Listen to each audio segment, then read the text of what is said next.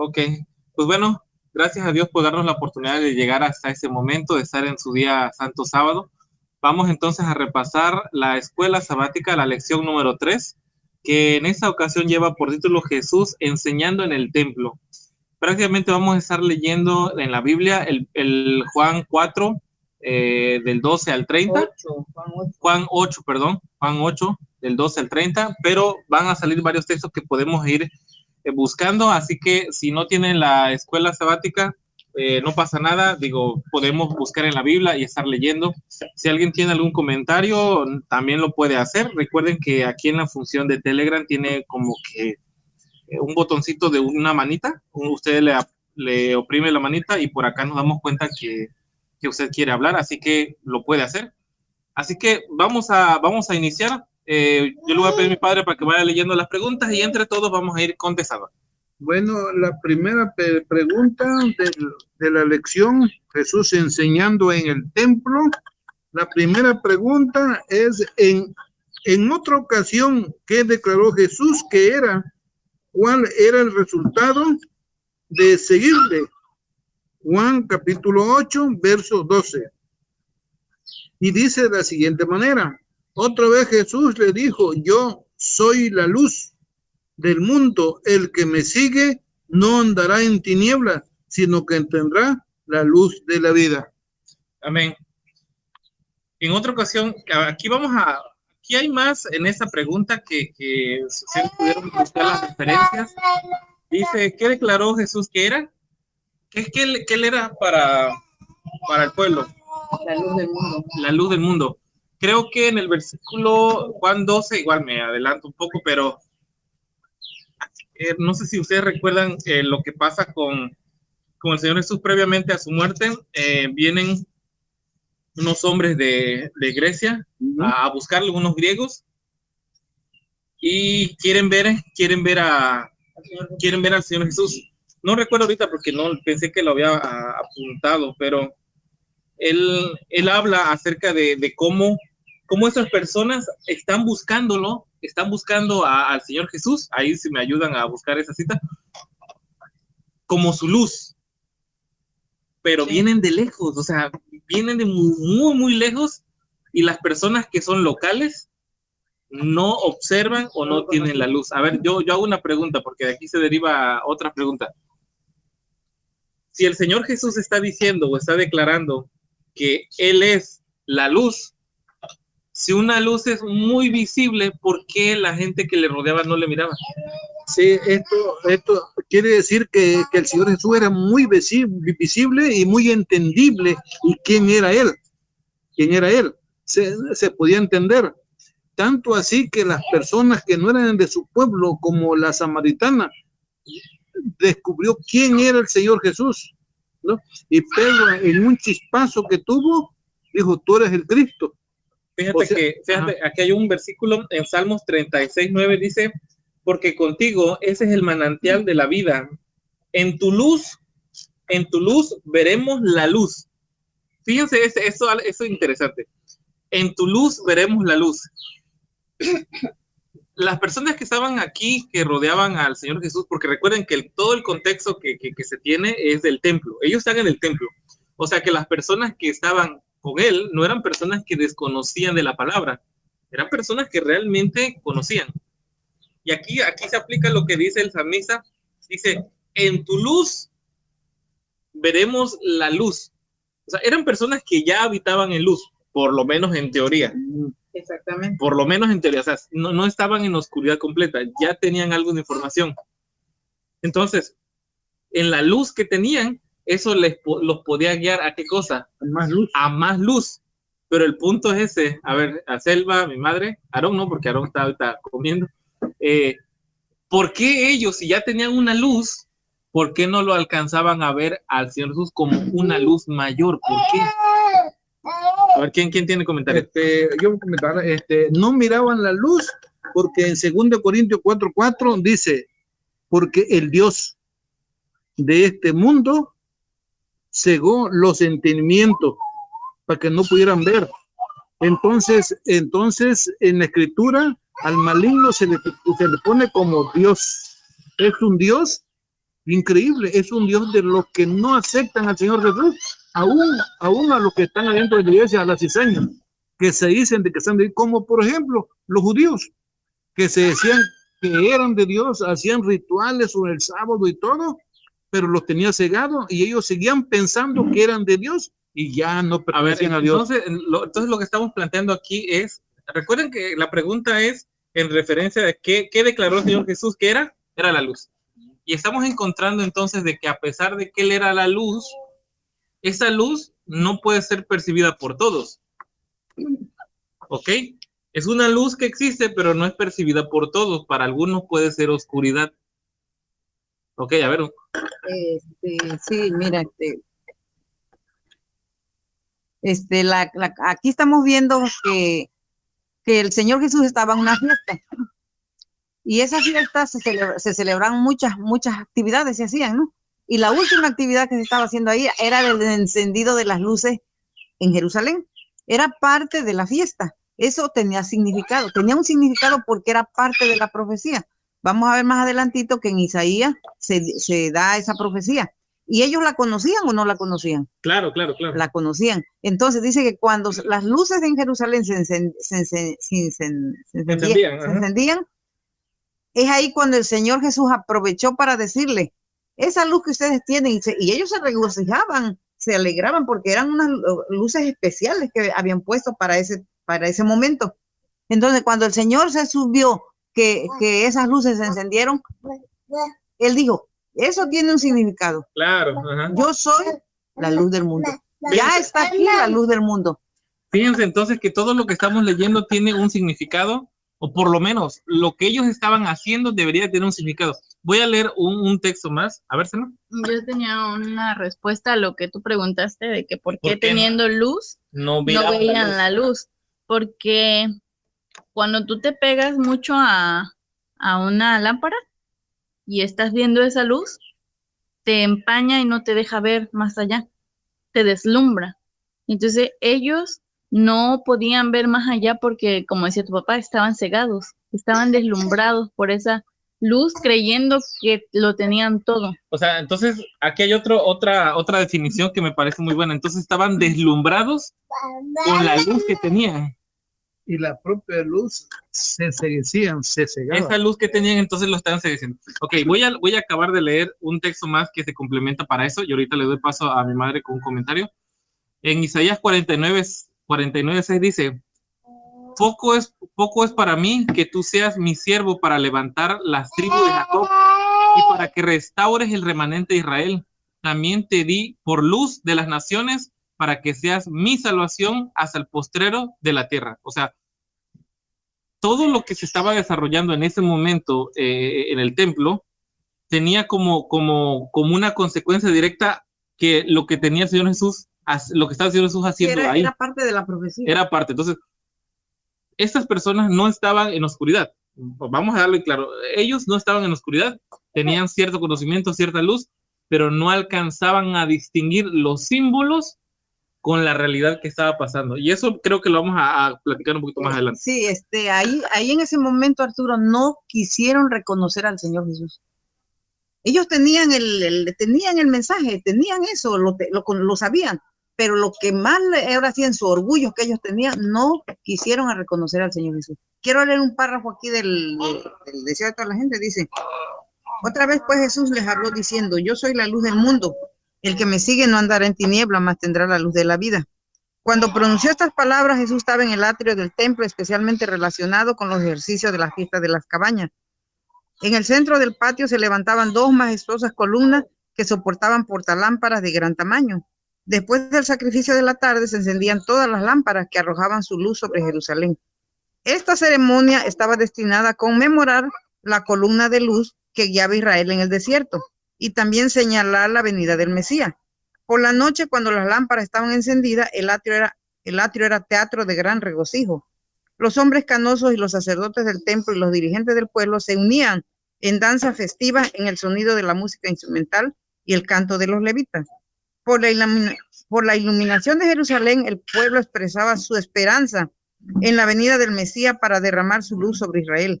Pero para Jesús la escena tenía un significado más amplio. Como las lámparas radiantes del templo alumbraban cuanto las rodeaba, así Cristo, la fuente de luz espiritual, ilumina las tinieblas del mundo. Sin embargo, el símbolo era imperfecto. Aquella gran luz que su propia mano había puesto en los cielos era una representación más verdadera de la gloria de su misión. Amén. Aquí tal vez nosotros no alcanzamos a percibir el significado, pero teniendo en cuenta que en aquellos días no existía la iluminación como ahora la tenemos, que tan fácil la agarramos y prendemos. Uno va a un centro comercial y parece que es de día y afuera está de noche. Entonces, teniendo el contexto de que antes no existía la electricidad, el encendido de todas las luces del templo debió haber sido un espectáculo impresionante, realmente. Y luego, cómo estaba construido el templo, también daba bastante reflejo los adornos de oro que tenía alrededor. Entonces, yo creo que para el simbolismo de lo que estaba pasando, era algo espectacular. Pero aquí hay que tener algo en cuenta. Esta gente se estaba quedando con el simbolismo y se sentían a gusto, tal vez se sentían un poco, no sé cómo decirle. En la actualidad nosotros podemos encontrar algo muy similar cuando vemos a nuestros hermanos católicos celebrando alguna festividad, alguna peregrinación, algunas cuestiones de esas, que los hace sentir bien por el simbolismo o por el ritual. Pero después de eso, ¿qué hay? No hay mucho. Así que vamos a seguir entonces con la siguiente pregunta. Vamos a la pregunta número 2. La pregunta número 2 dice, en esa circunstancia, ¿qué enfatizó la pregunta utilizada? El deseado, página 428 a 439. Sí, ahí nomás resúmelo. Aquí nomás dice aquí, era de mañana, el sol acababa de levantarse sobre el monte de las Olivas y sus rayos caían en deslumbrante brillo sobre los palacios de mármol iluminaban el oro de las paredes del templo. Cuando Jesús señalándolo dijo, yo soy la luz del mundo. Mucho tiempo después estas palabras fueron repetidas por uno que la escuchara en aquel sublime pasaje. En él estaba la vida y la vida era la luz de los hombres. Y la luz en las tinieblas resplandece, mas las tinieblas no la comprendieron. En esa manifestación de Dios a su pueblo, la luz había sido siempre un símbolo de su presencia. A la orden de la palabra creadora en el principio, la luz resplandeció de las tinieblas. La luz fue envuelta en la columna de nube de día y en la columna de noche, de fuego de noche, para guiar a las numerosas huestes de Israel. La luz brilló con tremenda majestad alrededor del Señor sobre el monte Sinaí. La luz descansaba sobre el propiciatorio en el tabernáculo. La luz llenó el templo de Salomón al ser dedicado. La luz brilló sobre las colinas de Belén cuando los ángeles trajeron a los pastores que velaban el mensaje de la redención. Okay, no. Ok, entonces, en esas circunstancias, ¿qué enfatiza la pregunta utilizada? Aquí, el simple hecho, aquí la pregunta 2 es una continuación de la 1. Sí. Realmente no, yo me quedo con la expresión, más que con la pregunta, con la expresión. En ese contexto de luces en el templo, se para este hombre que para algunos tenía buen testimonio y para otros era un engañador, y dice, yo soy la luz del mundo. ¿Qué pensarían las personas que estaban ahí? Pues no, ahora sí, más aquí adelante de vamos a seguir entonces. Está diciendo que su testimonio no era válido. ¿Cómo vas a estar diciendo eso? ¿Tú, quién eres ahora sí? Sí, ¿no? Claro, vamos a seguirle. Vamos a la pregunta 3 entonces. La pregunta 3. Al hacer esta declaración, ¿en qué profecía anunciaba a Jesús como el cumplimiento? ¿Qué cumplimiento? Yo aquí tengo Lucas, dice el apóstol Lucas, luz para ser revelada a las naciones y gloria de tu pueblo Israel. Ahora Juan capítulo 1, 4, 5 y saltado al 9 dice, en él estaba la vida y esa vida era la luz de los hombres y la luz resplandece en las tinieblas y las tinieblas no las extinguieron. Aquel verbo era la luz verdadera que alumbra a todo hombre que viene a este mundo. Pero no leíste el Isaías. Isaías lo leímos hace ratito. Sí, yo lo leí. Sí. Pues, entonces aquí dice, al hacer esta declaración, ¿en qué profecía se anunciaba a Jesús como el cumplimiento? Aquí, mira, aquí en el deseado de toda la gente, 430 páginas, párrafo 1 dice, con las palabras Palabras, yo soy la luz del mundo, Jesús declaró ser el Mesías. En el templo donde Cristo estaba enseñando, Simón el anciano lo había declarado, luz para ser revelada a los gentiles y la gloria de tu pueblo Israel. En esas palabras le había aplicado una profecía familiar para todo Israel. El Espíritu Santo había declarado por el profeta Isaías que poco es que tú me seas siervo para levantar las tribus de Jacob, para que restaures los asolamientos de Israel, también te dé luz por la gente, para que seas mi salud hasta los postreros de la tierra. Se entendía generalmente que esta profecía se refería al Mesías. Cuando Jesús dijo, yo soy la luz del mundo, el pueblo no pudo dejar de reconocer su acierto de ser el prometido. Fíjense que dice Isaías 9:2. El pueblo que andaba en tiniebla vio gran luz. Los que moraban en tierra de sombras de muerte, luz resplandeció sobre ellos. Y si leemos el versículo número 1, se está refiriendo a la tierra de Galilea, de los gentiles. Entonces, todas las referencias que están en el Antiguo Testamento cuando se habla de luz, tiene que ver directamente con el Mesías. Y en este caso, este hombre que se levanta en el templo y dice, yo soy la luz, o toma su declaración como verdadera, o peleas directamente con él. Dice el Señor Jesús, yo soy la luz del mundo. Yo soy la luz del mundo. Voy a leer un adicional de algunos textos, Filipenses 2:15. Para que sea irreprensible y sencillo hijo de Dios sin culpa en medio de una generación torcida y perversa, lo cual resplandece como luces en el mundo. Así que los que son discípulos del Señor Jesús tienen que alumbrar. Voy a leer otra vez aquí, 1 de Pedro 2:12. Dice, mantengan una conducta ejemplar entre los gentiles. Esa es la luz. Esa es la luz. Mantengan una conducta ejemplar entre los gentiles, para que en lo que los acusan de malhechores, al ver vuestra buena obra, glorifica a Dios en el día de la visitación. Ahora, Proverbio 4:18 dice, la senda de los justos es como la luz de la aurora, que va en aumento hasta llegar al pleno día. Ahora, 1 de Juan, capítulo 1, verso 5, dice, este es el mensaje que oímos de él y os anunciamos, que Dios es la luz y en él no hay ninguna tiniebla.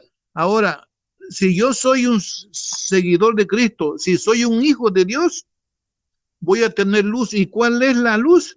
Una buena conducta que yo demuestre en el trabajo donde ando comprando y en mi casa, porque yo soy discípulo de la luz verdadera. Qué interesante eso, porque no sé ustedes, pero sí nos pone a pensar qué tantas caras podemos tener.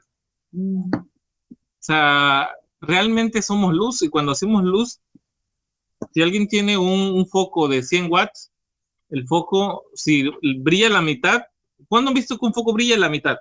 No. O cuando vemos que un candelabro, un quinqué, de los antiguos, ¿no? Que utilizaban tal vez diésel o petróleo, no sé, la flama fuera la mitad nada más, que la luz fuera una mitad y la otra parte del faro no. Alumbra todo. Todo lo que tenga una luz lo alumbra en su totalidad, a menos que haya algo exterior que lo esté tapando. Ahora, nosotros debiéramos tomar ese ejemplo para entender de que si hay algo que está ocultando de nosotros la luz que tenemos, muy seguramente es algo que viene del exterior y que nosotros estamos permitiendo que entre a tapar la luz que ya tenemos. Ok, entonces, en esas primeras preguntas, ¿qué entendemos? Número 1, el Señor Jesús se toma el atrevimiento de pararse en el templo de las personas que no le querían o que no le esperaban y relacionar el simbolismo de las luces con él. Así que vamos con ese pensamiento.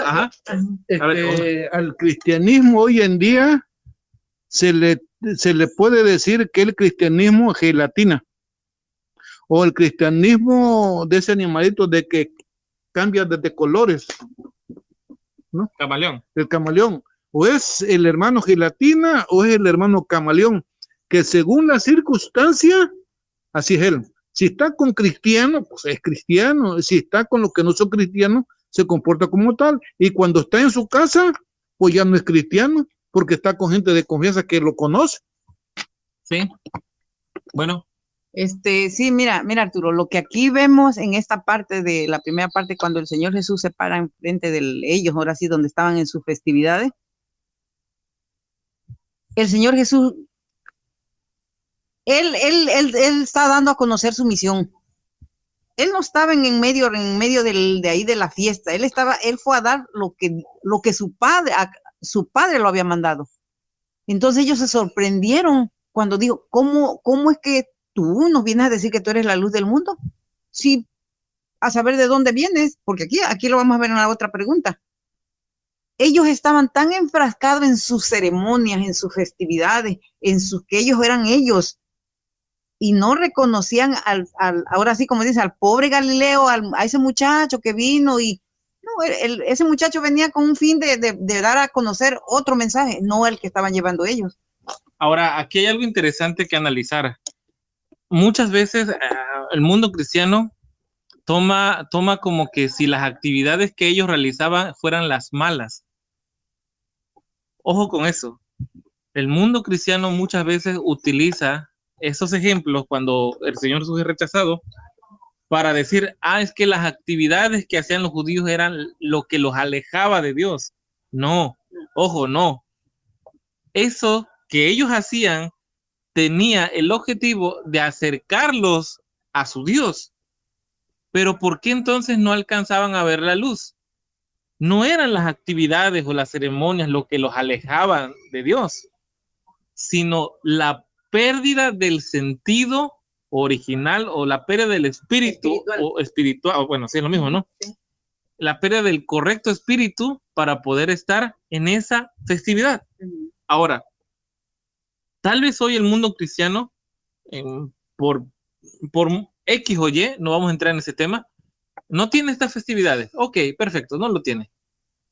Pero adquiere compromisos de otro tipo que si bien no son esas fiestas, podrían bien serlo. ¿A qué me refiero? A campañas, a semanas de oración, a retiros, a momentos de ayuno y oración, a, no sé, muchísimos compromisos que dentro de una iglesia es algo típico.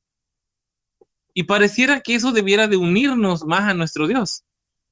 Pero aún cuando practicamos esas actividades que, dicho sea de paso, no son malas, no es malo que alguien se reúna en un campamento, no pasa nada, está bien. Pero tiene que tener un propósito. Tiene que seguir teniendo el mismo propósito, que es acercarnos a Cristo. Yo no me acuerdo si fue con Selma que estábamos antier estábamos platicando acerca de ese tema y reflexionamos sobre cómo en una comunidad que conocemos que es completamente cristiana, o sea, totalmente cristiana, no hay ningún católico ni nada, son de las peores comunidades para poder desarrollarse, vivir ahí, porque eso es una comunidad muy problemática. Y hay otra comunidad en particular que no tiene tanta gente cristiana o religiosa y prosperan más. Es por eso que existen declaraciones de sociólogos que dicen que la religión es el opio de las naciones, o sea, es el vicio, es el entretenimiento para que no prosperen. ¿Por qué razón? Porque utilizan de los ritos y las ceremonias, llámense fiesta de Pesaj, fiesta de Yom Kippur, o llámese Santa Cena, llámese, no sé, la actividad que sea, para justificar una posible santidad donde no la hay. Para justificar una santidad donde no la hay. Entonces, las festividades que estaban teniendo los judíos en ese momento, las actividades no eran malas. ¿Qué era malo?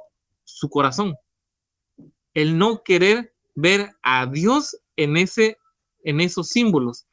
O sea, lo que aquí estamos viendo de que, te digo, ellos ya no le veían ningún sentido a su significado, porque esas ceremonias que se estaban haciendo tenían su significado de aquel que iba a venir, pero ellos ya no lo miraban de esa manera, porque te vuelvo a repetir, ellos querían ver algo, no sé, de que viniera un príncipe, una persona muy elegante para decir, no, este sí es el Mesías. Pero cuando vieron al Señor Jesús humilde y todo, y dijo, ¿cómo es posible que...? Fíjate, qué buen ejemplo que acabas de tomar, porque recordemos que ellos estaban viviendo en un momento de su historia donde estaban oprimidos por Roma. Por el yugo romano. Entonces, ellos vinculaban la idea de un Mesías con un libertador político-militar, porque era la necesidad que tenían. Entonces, cuando alguien busca a Dios, busca la religión, busca al cristianismo, en el contexto que está viviendo, muchas veces ese contexto simplemente es para llegar. Un hijo se enferma o una persona está muy grave. Eso es solamente para llevarte a Cristo, pero eso no es tu motivante. No sé si me explico.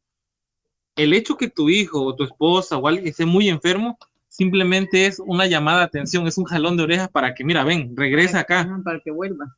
Pero cuando alguien se queda solamente con el llamado y no se queda con el camino, con la misión más adelante, ¿qué es lo que pasa? Pues se queda ahí. Constantemente está buscando algo que lo motive externo para seguir a Cristo. Algo externo, no a Cristo, sino algo externo. Entonces se pierde el sentido. Y la próxima vez que esperen algo de Dios, ¿qué es lo que van a pedir? Algo que puedan ver, algo que puedan palpar. Entonces, el pueblo judío no estaba mal por lo que hacía, sino porque ellos, su contexto de vida, era lo que los gobernaba. A ellos no les importaba el pecado. Ellos querían salir de la opresión ¿de quién? De Roma. A ellos no les interesaba si habían que perdonar pecados, si tenían que estar arreglados con sus hermanos. No, ellos querían tener una libertad ahí, pero el Señor miraba de que eso no era su prioridad para ellos. Bueno, vamos a pasar entonces a la pregunta 4. Dice, ¿qué respuesta dieron los fariseos? Entonces los fariseos le dijeron, tú das testimonio de ti mismo y tu testimonio no es válido. Bueno, como lo que tú dijiste ahorita, a ellos no les importaba el pecado, porque ya estaban metidos en eso y pues ya no miraban el pecado como pecado. Por eso el Señor le dice, conocerán la verdad y la verdad los hará libres. En otras palabras, me van a conocer a mí y entonces serán libres, libres de la atadura que lo tenía el maligno. Y conocer la verdad es tener una intimidad con Cristo, como ya lo he platicado otras semanas atrás. Adán conoció a su mujer, tuvo intimidad con su mujer y vino los frutos que llamó Caín y luego llamó Abel. Entonces la persona cuando conozca al Señor Jesús, entonces va a tener los frutos del Espíritu, de su comunión con la luz.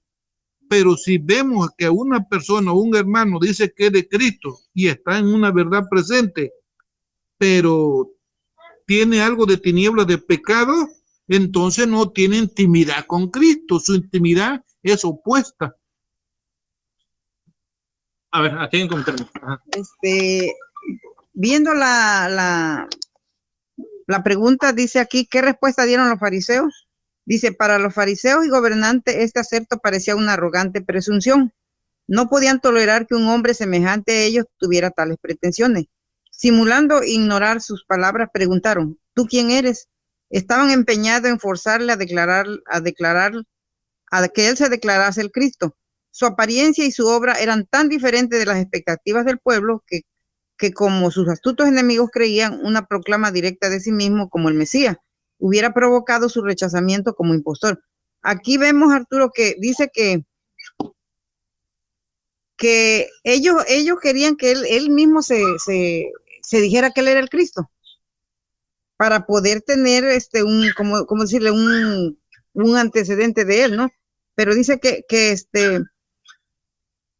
no les convencía su apariencia de él, lo que te dije hace rato, su apariencia, Señor Jesús dice, no, ¿cómo puede ser que sea él el Mesías? Él es un impostor, se viene haciendo pasar por el Mesías. Ahora, si lo vemos de esa manera, ¿cómo esperamos nosotros al Mesías en nuestra vida? ¿Cómo lo esperamos?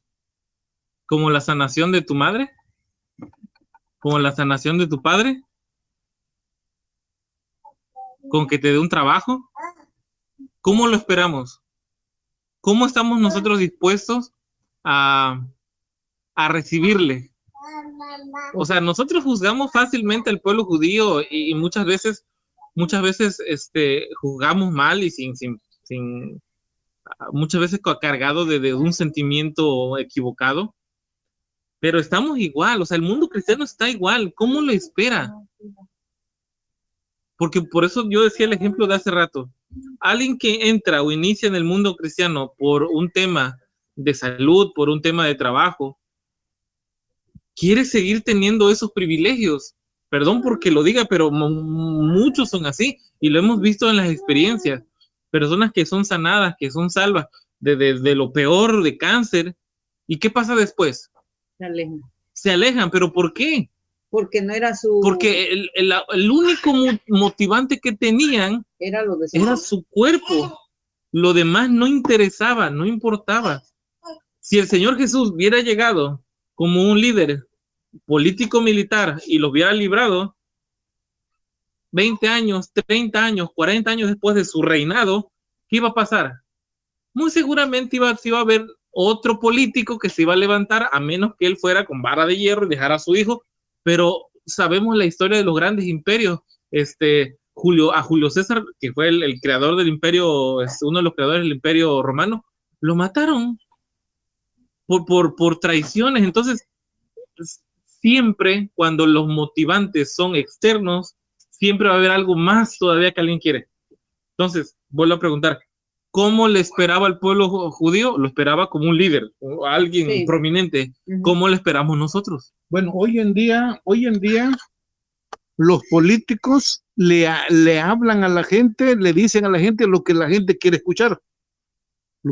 Bueno, y ellos, los judíos en ese tiempo, esperaban algo así, pero se decepcionaron porque el Señor Jesús no le hablaba como un político, sino le hablaba con autoridad, con cosas espirituales, y eso a ellos como que no les agradó. Sí. Entonces, bueno, vamos a seguir en la pregunta número 5. La pregunta número 5 dice, ¿cuál fue la respuesta de Jesús? Esto se encuentra en 8:14-18. Dice, Jesús le contestó, mi testimonio tiene valor, aunque lo de yo mismo a mi favor, pues yo sé de dónde vine y a dónde voy. En cambio, ustedes no lo saben. Ustedes juzgan según los criterios humanos. Yo no juzgo a nadie, pero si juzgo, mi juicio está de acuerdo con la verdad, porque no juzgo yo solo, sino que el Padre que me envió juzga conmigo. En la ley de ustedes está escrito que cuando dos testigos dicen lo mismo, su testimonio tiene valor. Pues bien, yo mismo soy y un testigo a mi favor, y el Padre que me envió es el otro testigo. A ver, aquí alguien, la verdad, uno podría decir, los fariseos tenían razón. Sí, porque había muchos testigos. Porque en favor de ellos había muchos testigos. Sí. Y era creer solamente a la palabra del Señor Jesús. Pero ¿saben qué es lo que se nos pasa tal vez en ese momento cuando el Señor Jesús hablaba? Era su testimonio. ¿Sí recuerdan las lecciones pasadas cuando estábamos estudiando la lección número 2 en el capítulo 7? Que su testimonio hablaba por él. O sea, el problema que tenían con el Señor Jesús no radicaba directamente, con su pensamiento, tampoco radicaba con su testimonio. El problema que radicaba con el Señor Jesús es qué íbamos a hacer o qué iban a hacer con la estructura religiosa que ya existía. Que tenían ellos. Ese era realmente el problema. La estructura que ya existía en el mundo religioso para aquel entonces dejaba en claro de que ese era el camino que se había trazado por muchísimo tiempo por los líderes religiosos. Y ahora viene un hombre al cual no se le puede achacar ningún problema directo de pasado, de familia, porque tenía un testimonio directo. Entonces, ¿qué hacemos con él? ¿Qué hacemos? O sea, no hay manera de encontrarle algún tropiezo. Entonces, aquí podríamos nosotros decir, bueno, el Señor Jesús está hablando solo. O sea, él no tiene más que su palabra, decir que su padre le apoya. Por eso. Pero su testimonio. Por eso. Lo que ellos decían, Arturo, es que no tenían, para ellos decía, tu testimonio no es válido. Pero ¿por qué no era válido? Porque ellos tenían en la ley que tenía que ser con 2 testigos. Pero mismo el Señor Jesús le dice, mi padre y yo damos testimonio, ¿no? Entonces, ahí lo que ellos querían, es que ellos en sí no querían reconocerlo como el Hijo de Dios. Ellos no querían reconocerlo como el Hijo de Dios. Entonces para ellos no era ver algo diferente en él. Acuérdate bien que no me acuerdo en qué parte, en un tema que escuchamos que dice que el Señor Jesús no lo mataron porque no guardó los mandamientos. No lo crucificaron porque no guardaba. No, él era veraz. Él hacía las cosas de Dios al pie de la letra, lo que era la ley también. Pero ¿por qué lo crucificaron, Arturo? Bueno, ya sabemos que tenía que cumplir la profecía, pero porque no se ajustó a sus medidas de ellos, a sus tradiciones, a sus costumbres, a sus leyes. A ver. Vamos, antes que pase con tu comentario, vamos a aclarar un punto. Recuerda eso. ¿Cuáles leyes? ¿Cuáles tradiciones? Las tradiciones de ellos. Las tradiciones de ellos, ok. De ellos. Ok. Y aquí volvemos a algo, vamos a aterrizarlo a nuestro contexto actual. Tal vez muchos de nosotros estamos, o tal vez ya no, dentro de una organización religiosa. Puede ser, tal vez la mayoría de los que estamos aquí en vivo, tal vez no, pero la gran mayoría que va a ver después esto o va a escuchar este audio, puede ser que estén todavía en un contexto de una organización religiosa. Parece algo raro que nosotros estemos pidiéndole a la gente que venga a las iglesias y ahora escuchar ese mensaje parece que le estamos diciendo, váyanse de las iglesias. Parece que es un mensaje que choca. Pero recuerden lo que estamos diciendo. El problema con Cristo era la estructura que ya estaba de la religión. ¿Cuál es el problema actual de las iglesias cristianas? Es lo mismo. Lo mismo. El problema es las estructuras que existen. Ese es el problema. ¿Por qué razón? Porque las estructuras que existen en el mundo cristiano hacen que tú seas blanco y tú seas rojo, que tú seas verde y que no exista una posibilidad de que alguien que trae una verdad pueda venir y pararse y decir, ¿sabes qué? Yo entiendo eso, ¿por qué no lo analizamos? No, aquí siempre lo hemos visto verde. Aquí siempre lo hemos visto verde. Por lo tanto, no puedes venir tú a decir que es rojo. Entonces, el problema es ese, tanto en aquel entonces como ahora. Ok, hay una nota, a ver, un comentario. Las palabras del Señor Jesús estaban de acuerdo con su vida. Su vida y sus palabras estaban de acuerdo. Por eso dice, mi testimonio es verdadero. Porque todos estaban de acuerdo. En cambio, nosotros lo que hablamos con lo que hacemos son 2 cosas opuestas. O sea, mi testimonio no está de acuerdo con mis palabras, con lo que yo digo de la palabra de Dios. Por eso dice Mateo 24, dice, este evangelio será predicado por testimonio. Porque podemos hablar muy bonito, como dice el apóstol Pablo en los Corintios. Puedes hablar como un ángel o como un ser humano, pero si no tienes amor, si no tienes a Cristo, no eres nada. Puedes saber profecías, puedes saber misterios, puedes saber de la Biblia de un lado o de otro, pero si no tienes a Cristo, como dice el apóstol Pablo, no te sirve de nada, sino que nada más eres un trompiezo para los que quieren entrar al reino de los cielos. Sí. Quiero leer la nota porque aquí trae la nota, dice con qué fuerza se nos recuerda que vino a los suyos y a los suyos no le recibieron. Durante toda la vida de Jesús, el Padre había dado testimonio de su Hijo. La visita de los sabios cuando Jesús nació, el incidente en Jerusalén cuando tenía 12 años, el poderoso testimonio de Juan, las enseñanzas de Jesús y sus obras milagrosas. Todo ello daba un testimonio inequívoco de su divinidad. Además, el Padre había hablado desde el cielo en testimonio de su filiación con él. Sí, y aquí da la respuesta que estaban buscando. No solamente era su vida, como yo comenté, sino qué cosa, con todo lo que había pasado. Si ellos se mantenían cerrados ante las evidencias que estaban pasando de su nacimiento, de lo que Juan el Bautista habla, de lo que se escuchó, todas estas evidencias, ellos las querían ignorar. Bueno, era su problema, pero realmente eso también daba testimonio de lo que él decía. Vamos entonces a la pregunta número 6. Vamos a la 6. Dice, ¿por qué sus acusadores eran jueces incompetentes? Dice 8:15, versículo 15 y 23, el capítulo 8 dice, ustedes juzgan según los criterios humanos, yo no juzgo a nadie. Ustedes, les dijo, ustedes son de abajo, yo soy de arriba. Ustedes son de este mundo, y yo no soy de este mundo. Aquí el Señor Jesús está diciendo, no nos podemos poner de acuerdo porque ustedes son mundanos y yo no soy mundano, yo soy espiritual. Yo soy un hijo de Dios, ustedes son hijos del maligno. Que yo ya creo que no hay mucho que comentar aquí. Es un punto un poco para reflexionar. ¿Cuál es la respuesta que dio el Señor Jesús? No nos podemos poner de acuerdo. No. ¿Sí? No nos podemos poner de acuerdo. Y yo creo que cuando nosotros hablamos del predicar, eso lo he repetido en muchas ocasiones, yo creo que es algo que me ha impactado en este año, en estos años. Es que muchas veces nosotros nos frustramos por querer enseñarle a alguien una verdad.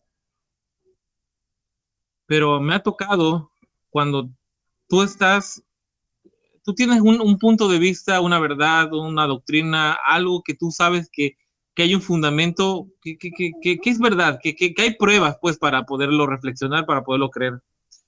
Y tú tienes la intención de compartirlo con otra persona, pero esta otra persona deliberadamente te dice, Arturo, yo ese tema ya lo tengo manejado, yo ya lo tengo claro. ¿Qué te pasa por la mente? ¿Qué piensas? Por lo menos si nosotros pensamos como lo hacían los apóstoles antes de su conversión, ¿se acuerdan cuando Pedro y compañía dijo, Señor, si nos permite que le tiremos, que hagamos descender fuego del cielo sobre esa ciudad que no te recibió? Esa es una actitud como no conversa.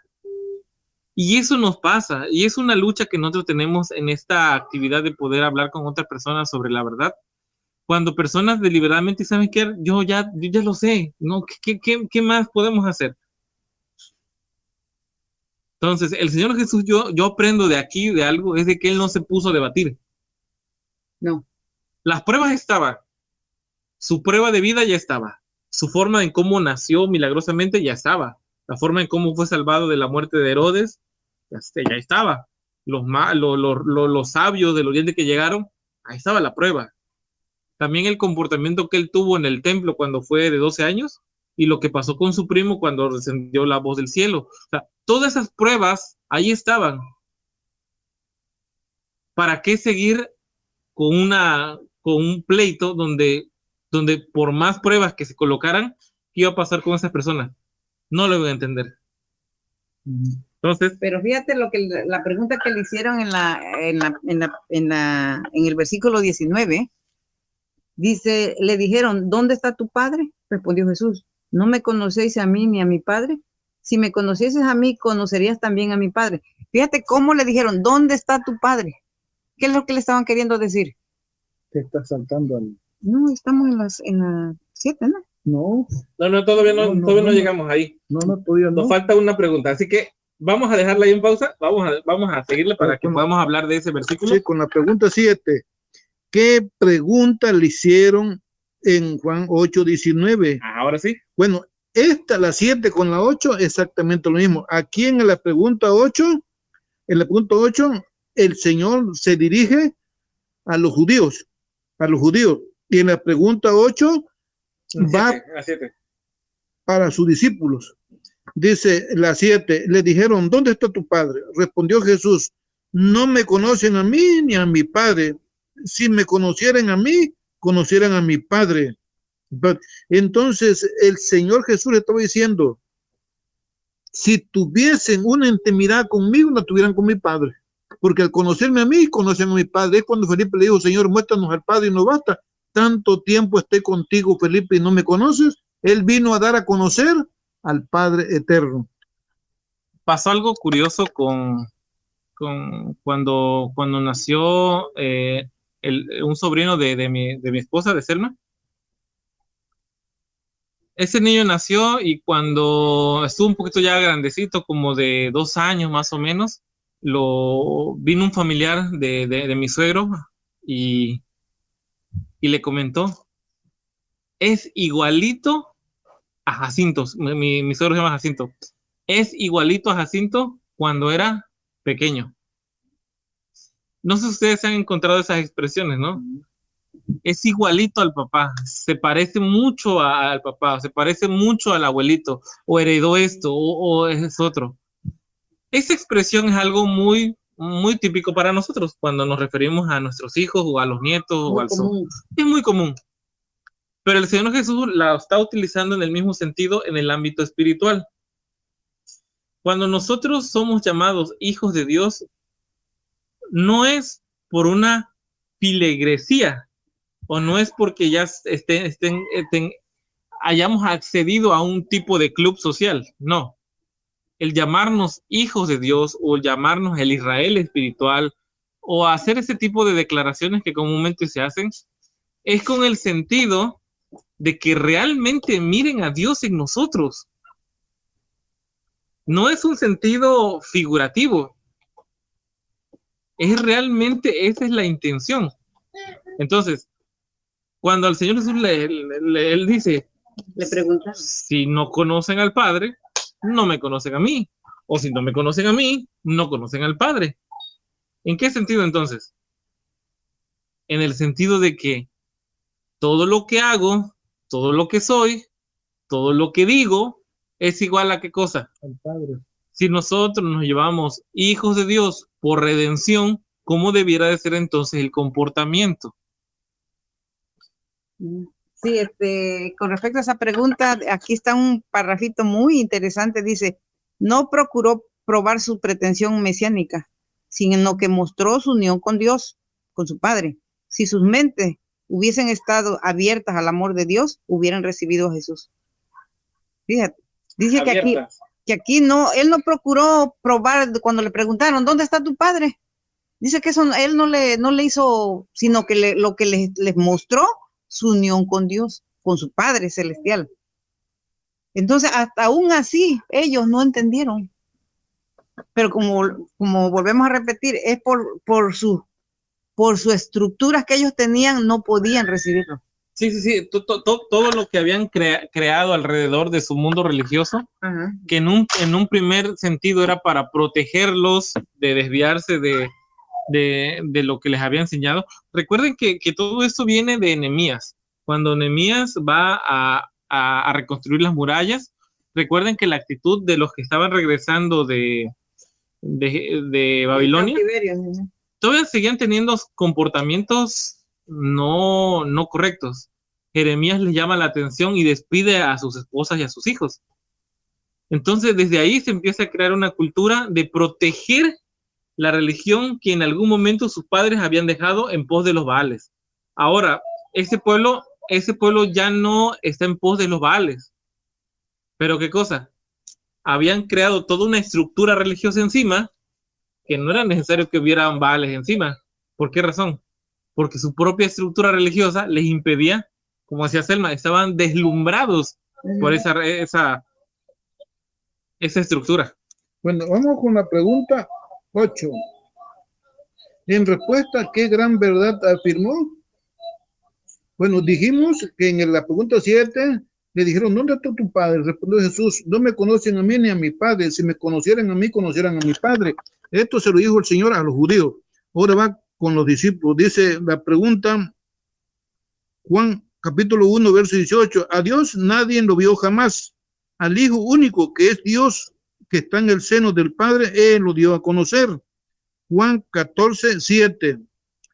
esto se lo dice, al conocerme a mí, conocen también a mi Padre. Ya lo he visto y ya lo conocen. Aquí el Señor se lo dice a sus discípulos. Sí, sí, sí. En cambio, a los judíos ni me conocen a mí ni conocen a mi Padre, pero en cambio a sus discípulos que lo habían aceptado, dicen, ustedes me conocen a mí y conocen a mi Padre. ¿Por qué? No estaban perfectos los discípulos, pero iban camino a la perfección. Entonces, porque tenían una intimidad con Cristo, dice, si me conocen a mí, conocen a mi Padre. Esto es sus discípulos. El 17, el versículo 17 de Juan 14, me gustaría leerlo. Leímos el 7, pero el 17 dice, el Espíritu de verdad a quien el mundo no puede recibir porque no lo ve ni le conoce, pero vosotros le conocéis porque está con vosotros y estará en vosotros. Entonces, está hablando en un sentido de que ellos sí se habían permitido abrazar esta fe. Digo, si viene alguien que se dice Mesías, o por lo menos tienes tú la convicción de que él es el Mesías, vas a dejar todo por 3 años y medio, completamente todo, por estar con él. Bueno, ellos no eran perfectos, pero tuvieron la disponibilidad para hacerlo. Sí, lo reconocieron. Lo reconocieron. Entonces, ojo, tal vez no eran perfectos, pero habían qué cosa, habían hecho todo lo suficiente para estar con él. Así que hay una diferencia. Entonces, sí, vemos aquí que hay dos tipos de personas. Una que está deslumbrada, ya sea por las estructuras religiosas que existen y que completamente no quieren nada con Dios. Y otras que tal vez no pueden ser perfectas, pero han hecho lo suficiente para aceptarle. Hay dos tipos de personas. Y dependiendo de ese tipo de personas, el mensaje es distinto. Sí. ¿De qué lado estamos? Sí, ojalá que sea del lado que estuvieron los discípulos, ¿no? Porque ellos aún así, viendo aún así que pues el Señor Jesús no tenía nada, ellos le siguieron, pero no le siguieron porque querían, bueno, ahí habían dos que querían sentarse a su izquierda y a su derecha, pero los demás vieron que él era el Hijo de Dios, y ese era su, ¿cómo se dice? De que ellos creían en él, ¿no? De que creyeron en él. No los llevaba a la vida terrenal, a la vida futura de un reino temporal, sino que era un reino espiritual. Entonces aquí me gusta mucho eso, porque vemos claramente que hay una esperanza para nosotros. Es posible que en algún momento de nuestra vida hayamos tomado decisiones que tal vez no hayan sido las mejores ni las más populares entre nuestra familia, pero eso ha hecho que nos acerquemos más a Dios, ha hecho que nuestra vida haya cambiado. Mi padre comentaba la semana pasada cómo él tuvo que dejar el vicio, el alcohol, y todo eso que dejó fue en bien no solamente de él, sino de su familia, de todas las personas que ahora estamos gracias a esa decisión. Eso no significa que él sea perfecto. Eso no significa que tú seas perfecto, que Gabriela, Reinaldo, Margarita, Carlos sean perfectos, pero sí se nota ciertas cosas de las cuales nos hemos desprendido en favor de esa verdad que hemos creído. Ahora, nosotros somos privilegiados de tener una información o de que el Señor nos hable más de cerca, más de amistad. Depende de nosotros conservar esa amistad. De esos discípulos, 11 la conservaron. 1, no. Pero por lo menos para ese momento eran 12. Y de esos 12, bueno, sabemos la historia que hay después, ¿no? Bueno, vamos con la pregunta 9. ¿Por qué no se arrestó a Jesús? Juan 8:20. Dice, estas palabras habló Jesús en el lugar de la ofrenda, enseñando en el templo, y nadie lo prendió porque aún no había llegado su hora. Yo creo que leemos el 10, ¿no? Sí, el 10. Dice la pregunta 10. ¿Qué declaración repitió? ¿Cómo la entendieron los judíos? Juan 8, 21, 22. Dice, Jesús le dijo, yo me voy, me buscaréis, pero en vuestros pecados moriréis. A donde yo voy, vosotros no podéis ir. Decían los judíos, ¿se ha de matar a sí mismo? ya que dice, donde yo voy, vosotros no podéis ir. Aquí seguimos leyendo, seguimos viendo cómo la dureza del corazón de esas personas no alcanzaban a entender todo desde un punto espiritual. Es triste porque estamos hablando del pueblo de Dios. No estamos hablando de personas de griegos, de romanos, no, estamos hablando de gente descendiente directa de Abraham. ¿Sí? Ellos no alcanzaban a ver lo que le comentaba, lo que hablaba el Señor Jesús desde un punto espiritual. Sé que es un tema distinto, pero cuando hablamos de los 144,000 para las personas que lo consideren que sea un tema simbólico o que sea un tema literal, ese número de personas, no lo voy a tocar ahorita, pero sabemos de que en la actualidad nosotros somos llamados a ser pueblo de Israel por medio de ¿qué cosa? De la fe. Somos partícipes de la descendencia de Abraham a través de ¿qué cosa? De la fe. Por la fe. Dice en Gálatas, nosotros podemos leer en Gálatas y en Hebreos 8, de que nosotros somos parte de la descendencia de Abraham, no por sangre, sino por ¿qué cosa? Por la fe. Por la fe, porque dice que bendita va a ser todas las naciones a través de tu descendiente, no de tus descendientes, porque solamente habla de uno, ¿ok? Y ese uno, del cual fue una bendición para todos, ¿quién fue? Fue el Señor Jesús. Entonces, el mundo actualmente es o puede ser un Israel a través de ¿qué cosa? De la fe. Siempre existió en el mundo de Israel la posibilidad de ser pueblo sin ser descendiente de sangre. Siempre y cuando dice, si el eunuco acepta a Jehová, entonces, si aquel cautivo acepta, o sea, siempre existió la posibilidad de ser ¿qué cosa? Pueblo de Dios. O sea, no hubo una sensación de elitista o de clasista o racista dentro del pueblo de Dios. Vemos como muchos de los que trabajaban con David eran, por ejemplo, Urias, ¿qué? Urias y Tita. ¿Qué significa eso? Era de los hititas, era de los enemigos de Dios, pero él servía, dice que él era mucho más justo que David cuando David pecó. Entonces, entendemos de que aún en el Israel físico no se hacía distinción de personas. En la actualidad nosotros podemos ser ¿qué cosa? Pueblo de Israel a través de la fe, y Dios no hace distinción de personas. Ya no hay griego, ni judío, ni esclavo, ni libre. Ahora, si nosotros entendemos todo eso y pensamos que esos 144,000 pueden ser, no lo vamos a entrar en detalle, pueden ser simbólicos, pueden ser literales, siguen siendo un número muy bajo. Siguen siendo un número muy poco.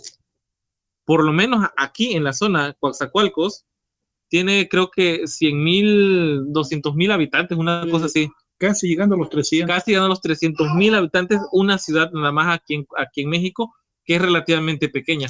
No hablemos de Buenos Aires, no hablemos de Cali, Colombia, no hablemos de Puebla, México, ciudades que son grandes. Solamente el Estadio Azteca tiene, el estadio aquí de fútbol de México, tiene capacidad para 120,000 personas.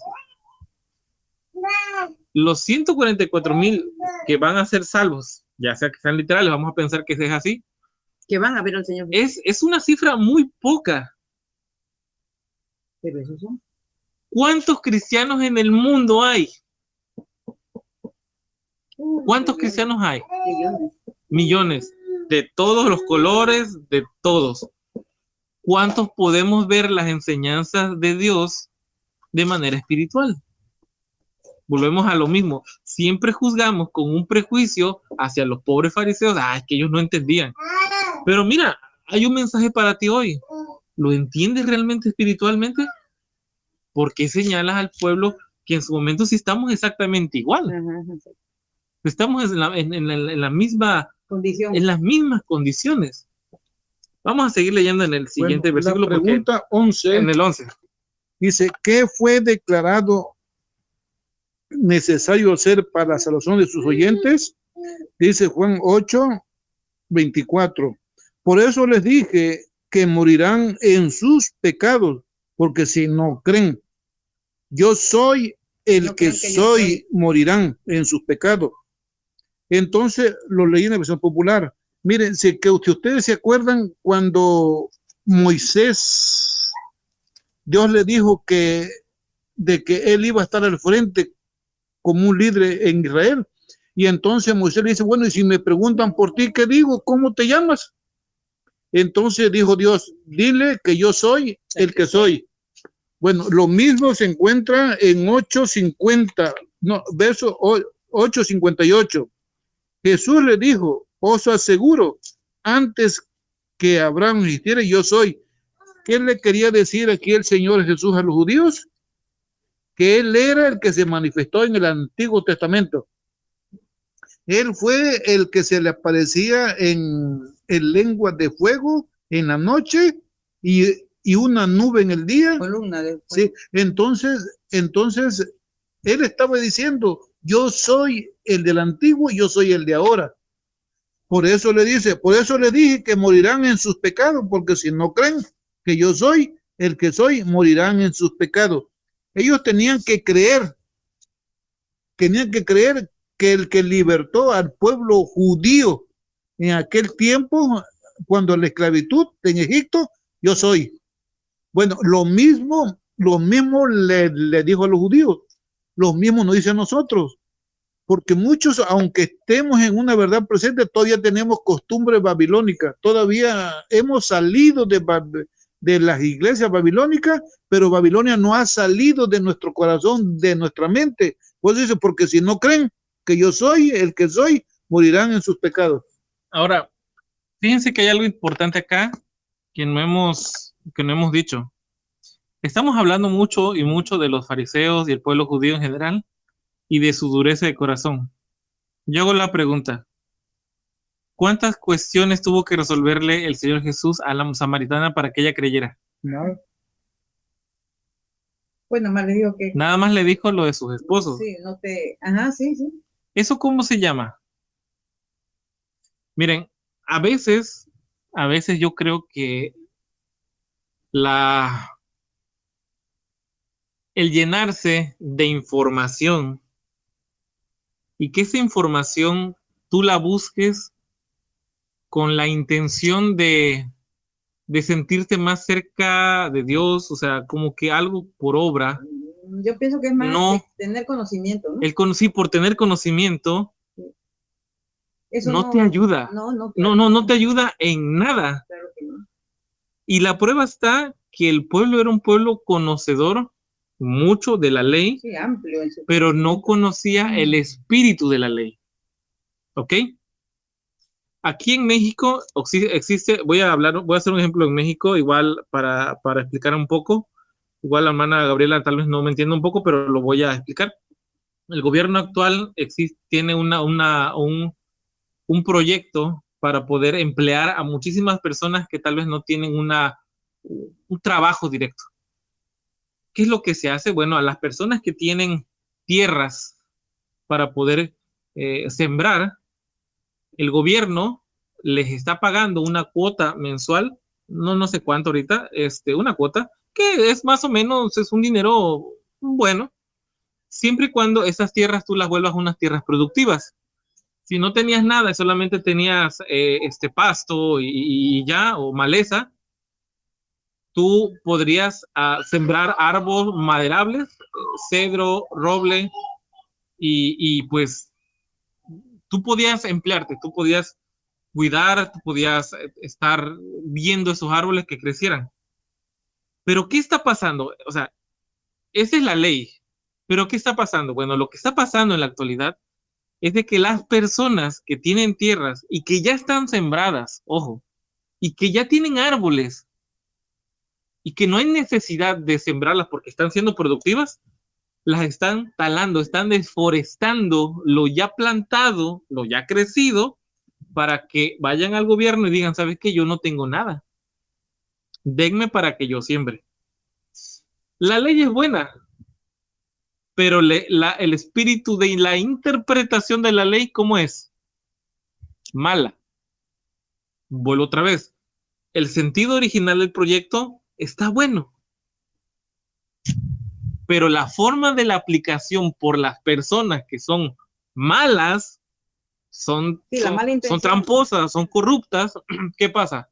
Hace del programa que no sirva y que sea un fracaso.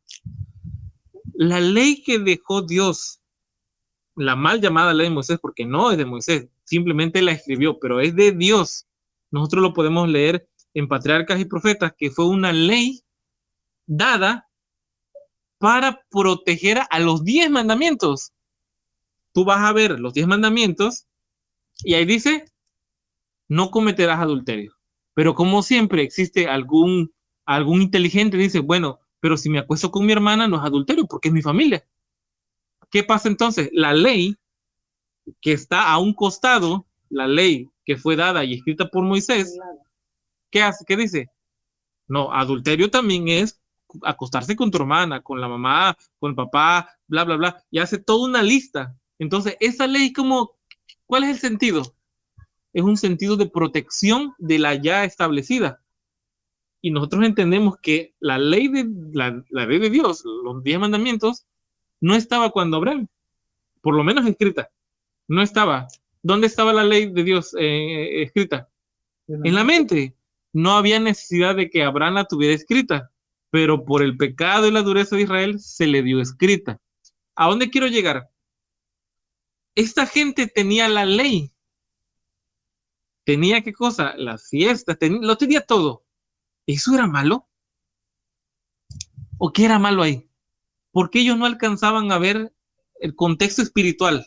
Porque era malo porque, por ejemplo, la Odisea une estas dos cosas, une la Odisea, lo espiritual, con lo mundano. Entonces lo malo de ellos no era una fiesta, era que mezclaban las cosas que no aceptaba Dios con lo que sí aceptaba Dios. Eso era lo malo.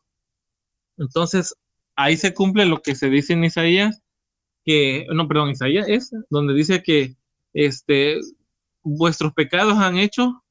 Isaías 60. Vuestros pecados han nublado, han ocultado, han bloqueado el contacto con Dios. Bueno, seguimos entonces con Isaías 58. Bueno, la pregunta 12. ¿Cuál fue la respuesta de Jesús a la pregunta directa? ¿Quién eres tú? Dice, le dijeron, ¿tú quién eres? Entonces Jesús respondió, lo dije desde el principio, muchas cosas tengo que decir en juicio contra ustedes, pero el que me envió es veraz y yo lo he oído de él y eso hablo en el mundo. Dice, ¿cuál fue la respuesta de Jesús a la pregunta directa? Le dijeron, ¿tú quién eres? Entonces Jesús respondió, lo dije desde el principio. Él le dijo desde el principio, yo soy el que soy. O sea, le dije, ya se los dije, yo soy el que soy. Vamos a la pregunta, a la 13, porque también está junta. Sí. ¿Comprendieron su significado cuando entenderían? De versículo 27 y 28. ¿Cuándo entenderían tus afirmaciones? Sí, pero no entendieron que él les hablaba del Padre.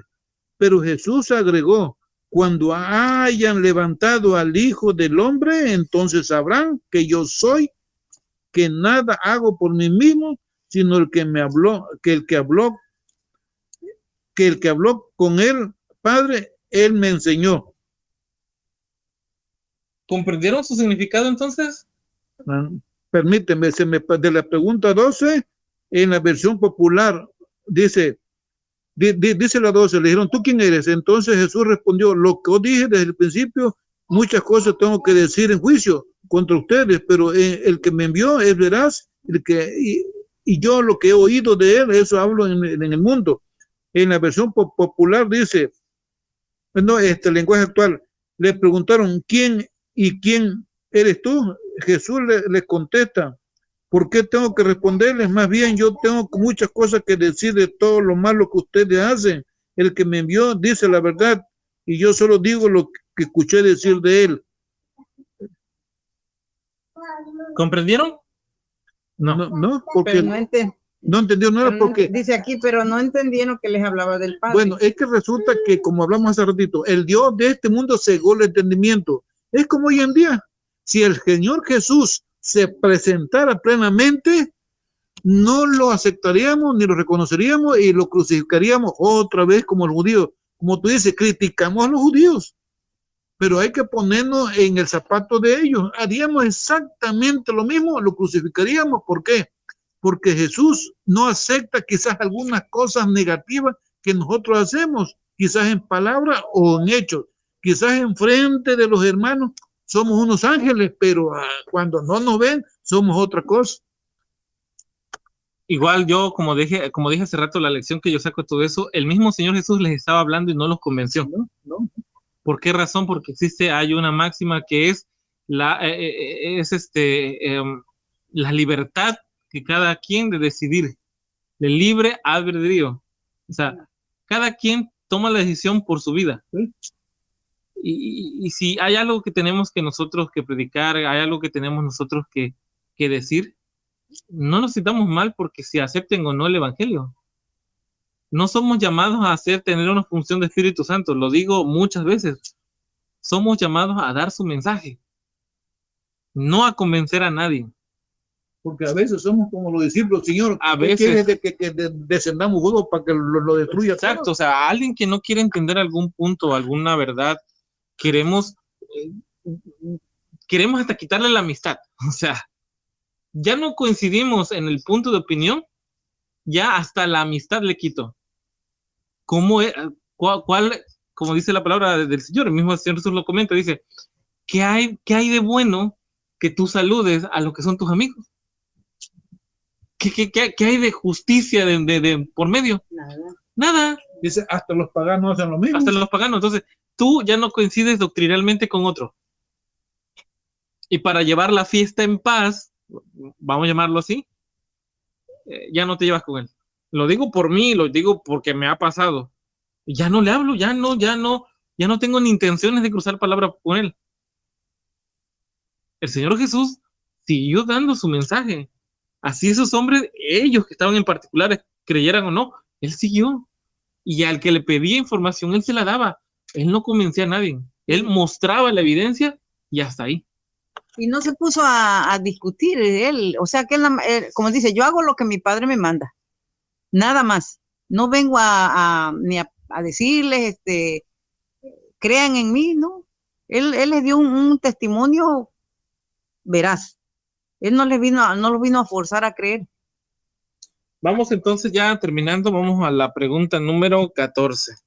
14 dice, ¿con qué palabras declaró su unidad con Dios? Porque el que me envió está conmigo, el Padre no me ha dejado solo, porque hago siempre lo que a él agrada. Amén. ¿Lo tienen en otra versión? No, te estoy buscando. A ver, porque yo había visto otra versión, pero bueno, mientras lo buscamos, sí. Dice, ¿con qué palabras declaró su unidad con Dios? ¿Con qué palabras? A ver, creo que tienes una referencia, ¿no? No tengo referencia, pero voy a seguir un adicional. Okay. ¿Con qué palabras declaró su unidad con Dios? Porque el que me envió está conmigo y el Padre no me ha dejado solo, porque siempre hago lo que él le agrada. Porque ahorita busqué el Salmo 91, porque muchos dicen que están bajo el abrigo del Altísimo y que están con Dios. ¿En qué se basan? Dice el Salmo 91, el que habita el abrigo del Altísimo morará bajo la sombra del Todopoderoso, diré al Señor, tú eres mi refugio, mi fortaleza, mi Dios en quien confío. Él te librará del lazo del cazador, de la peste destructora. Con su pluma te cubrirá, debajo de sus alas estarás seguro, escudará de su verdad. Bueno, muchos se quedan hasta aquí, pero posiblemente no hemos entendido que el Señor dijo, el que me envió está conmigo. Desde el verso 14 del Salmo 91, 14 al 15 dice, por cuanto has puesto su amor en mí, dice el Señor, yo lo libraré, lo pondré en alto por cuanto ha conocido mi nombre. Notemos esto, conocido mi nombre. Me invocará y yo lo responderé, con él estaré en angustia, lo libraré y lo glorificaré. Entonces, el Salmo 91, porque ha conocido mi nombre. Entonces, esta persona que está con Cristo está bajo el abrigo del Altísimo, porque ha conocido su nombre. Y el Señor dice, el que me envió está conmigo. Entonces, ahorita cualquiera dice, estamos con Dios, pero vemos que sus actos son negativos, son malos. Entonces, la palabra conocer en el verso 14 es andar con Cristo, caminar con Cristo, levantarme con Cristo, ir al trabajo con Cristo, ir a comprar con Cristo. Ese es conocer su nombre. Dijiste algo interesante con respecto al Salmo 91. Dice, el que ha puesto su amor en mí, ha puesto su amor. Ha puesto, para tú amar a alguien, ¿qué tienes que hacer primero? Confiar. Hay un ejemplo que a un predicador cristiano dice, si una persona ajena, tú estás en una parada y una persona ajena viene y te da un paquete, ¿tú lo recibes? No, pues no. Si viene corriendo, no. Pero si viniera tu madre corriendo y te diera un paquete, ¿tú lo guardarías? Bueno, Sí, porque, ¿no? Porque el hijo conoce a la mamá. Sí, entonces, porque la amas. Y porque la amas, confías.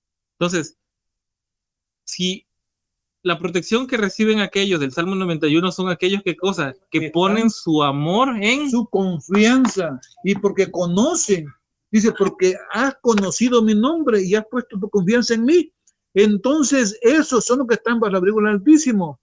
Y Mateo 23, 37, por ahí dice, ¿cuántas veces quise juntarlo como la guía junto a su puñuelo? O sea, en otras palabras, ¿cuántas veces quise tenerlo bajo el abrigo del Altísimo y no quisieron?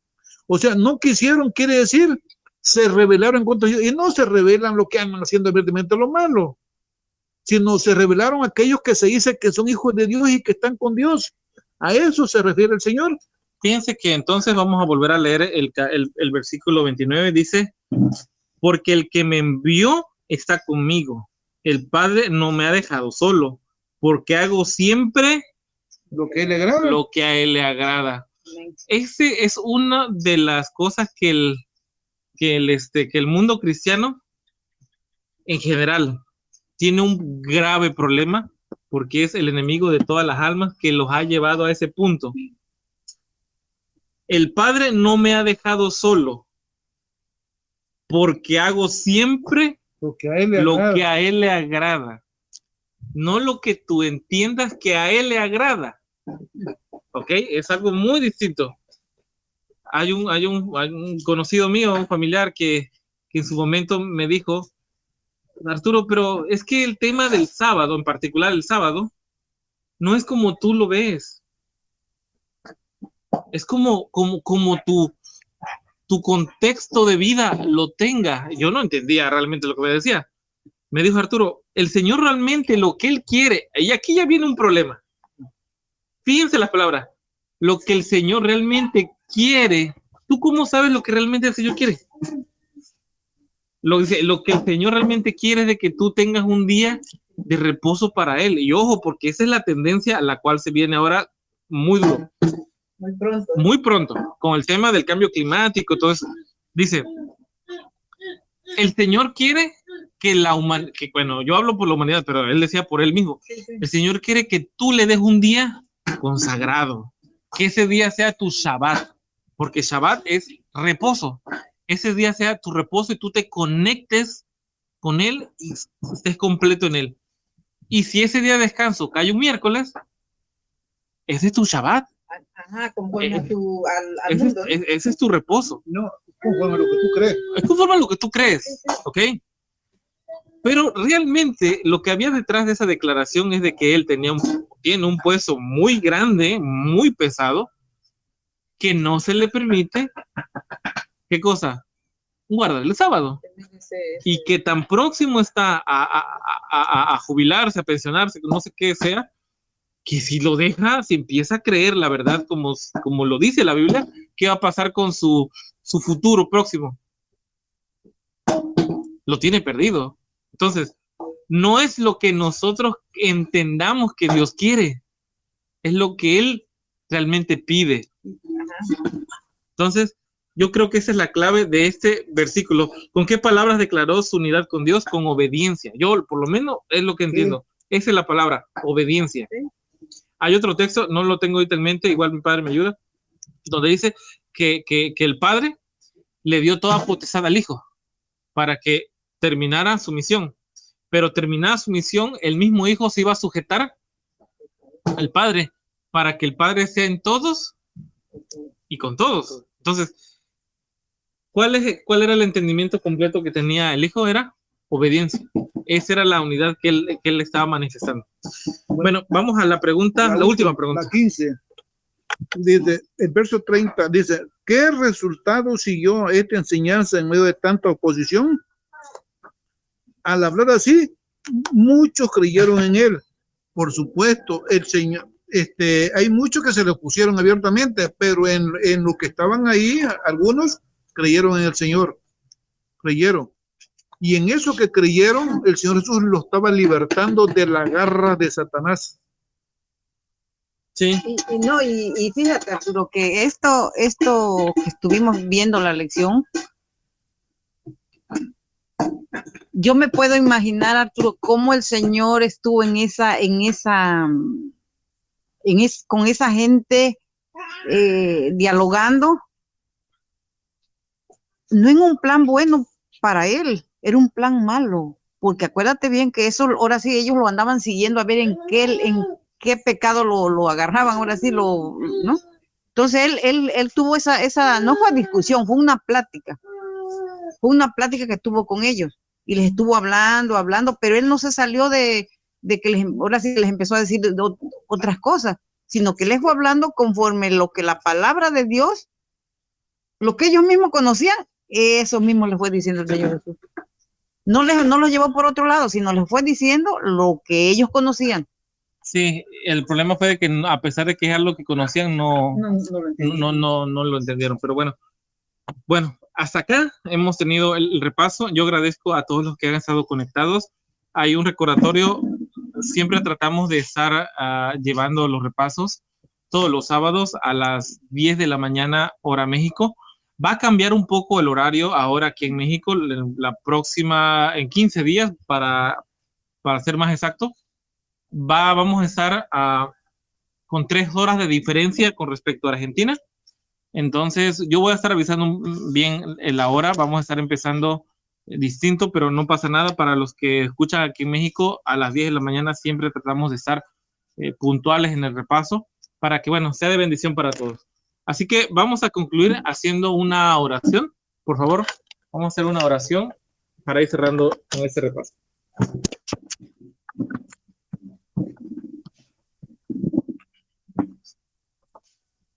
Padre eterno, que estás en los cielos, santificado sea tu nombre. Amén.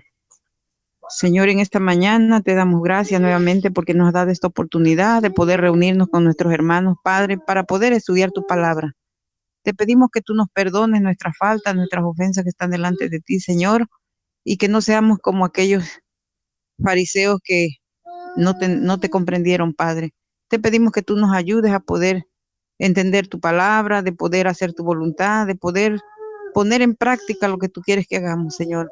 Perdónanos, Señor, porque a veces no hacemos las cosas bien, pero en este momento, Padre, aquí estamos pidiéndote que tengas misericordia de nosotros, Señor. Hemos entendido el mensaje, Padre.